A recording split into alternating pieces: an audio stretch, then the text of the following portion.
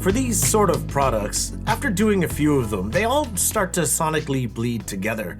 They all have a similar sound, they use a similar chipset and architecture, but it comes down to the inputs and personal functionality that differentiate one from the other. This tiny little device is touted as an all-in-one DAC amplifier, and it almost is. It uses this DAC paired with this Class D amplifier chip. It supports DSD512 and PCM ultra high resolution audio.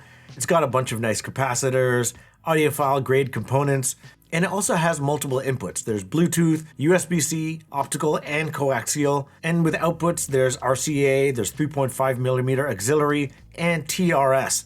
With the auxiliary output, you could conceivably connect a subwoofer or another amplifier paired to a pair of speakers.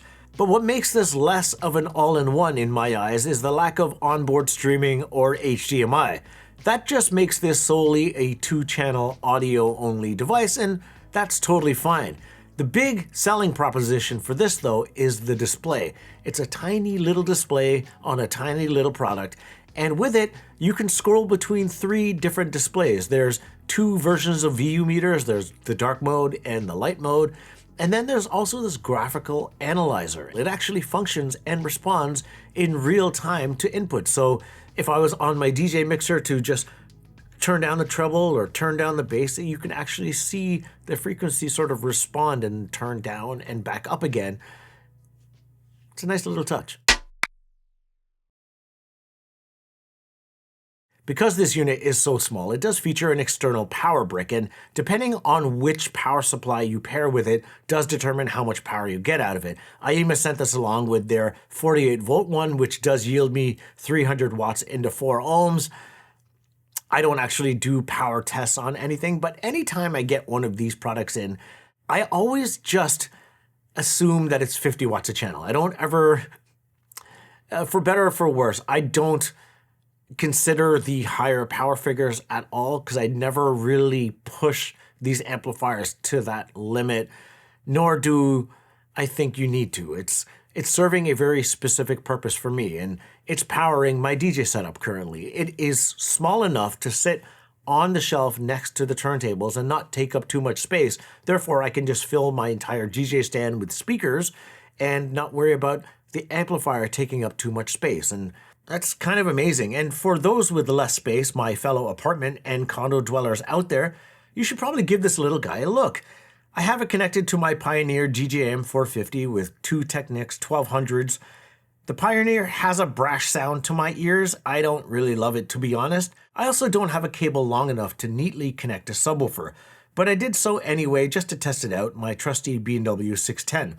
As for the speakers used, I use the QQ 65010, the Totem Loon, and the ELAC DB63. And before I even bother, I left the ELACs connected most of the time just because they are the largest speaker out of the bunch. They're really easy to drive, and they dove the deepest when I didn't have a subwoofer connected, so that made it the perfect speaker for me.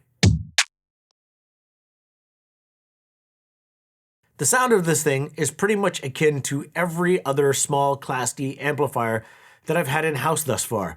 It's somewhat full-bodied but very detailed Class D sound, very articulate, a bit sharper, and thank God for the tone controls. I can just turn those down a little bit just to take the edge off the top and make it a bit more palatable to my ears. The only product that did sound a little bit different than this, that's also within the same category, is also from Aiyima, the T20 and A20 preamplifier amplifier 10th anniversary combo that they sent over. That sounded a little bit warmer and more my speed, and I definitely did prefer that sound out of the box more than this one. But it was also just an amplifier preamplifier. It didn't have the fun display or the digital connectivity. It wasn't as easy of a one-box solution as this thing was. This thing sounds more akin to like the SMSL DO100 and PA40 stack, or the Fosse MC351. All of these sort of blend together in my ears, and they're all great in their own right, but they all just have different connectivity, and I think that's what separates each one of these. I think I just said that earlier, but I said it again. The majority of my collection is drum and bass, and I really like spinner records.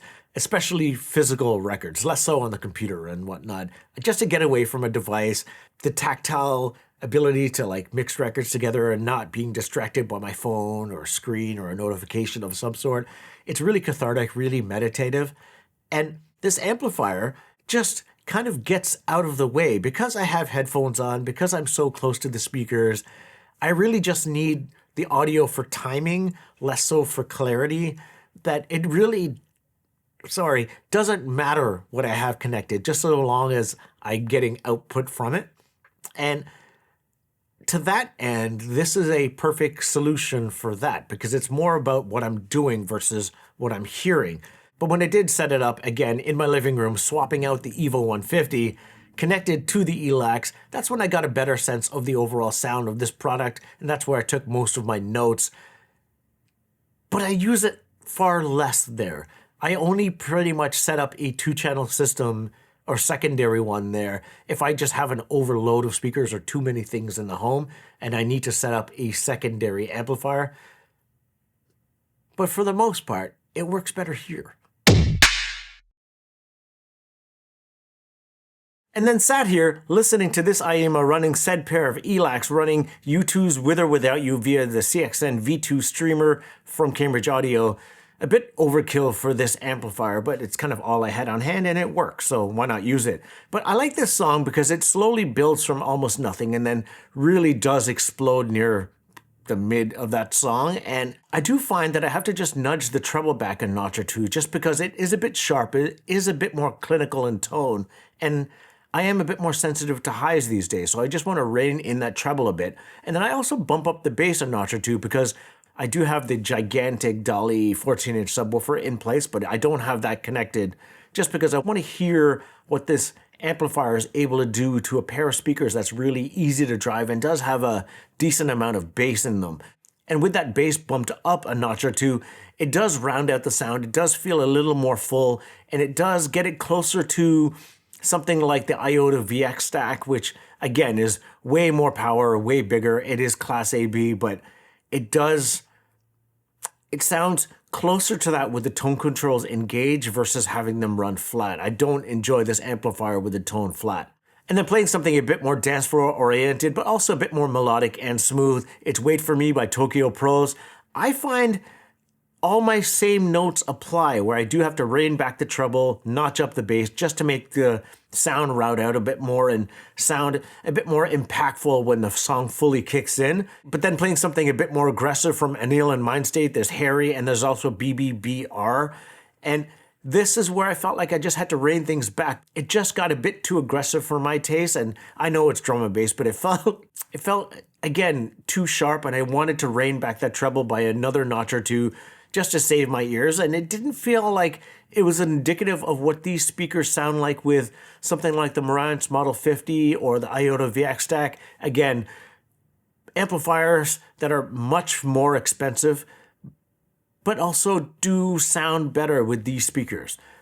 And on the volume end of things, I was able to take it up to fruitier levels without any noticeable distortion. And again, the only reason I did turn it down was just to save my ears because the tone of the amplifier was a bit too sharp for my liking.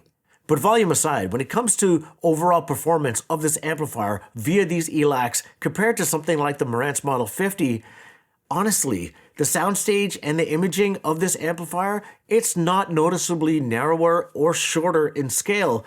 It's pretty competitive, and at this price, what more can you ask for, really? But comparing this against far more expensive electronics isn't really fair, so directly comparing it against the Aiyima T20 and A20 10th anniversary combo, it also does fall short of those sonically to my ears. That stack sounds more in line with something like the Marantz Model 50 or the Iota stack.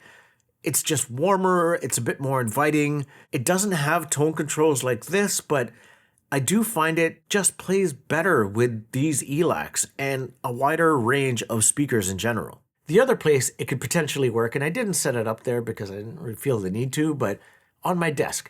Because space is such a premium on my desk, and because this is so small, that setting it up on my desk connected to whatever speaker that I may have in for review or my go-to, the Totem Loons, that could work pretty well as well.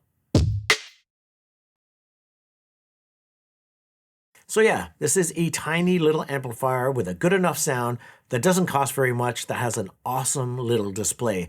And I really think the display is the unique selling proposition of this. If you need a small or want a small responsive little screen connected to your small Class D amplifier that takes up very little space on your desk, on your shelf, or what have you, give this one some consideration. Cheers.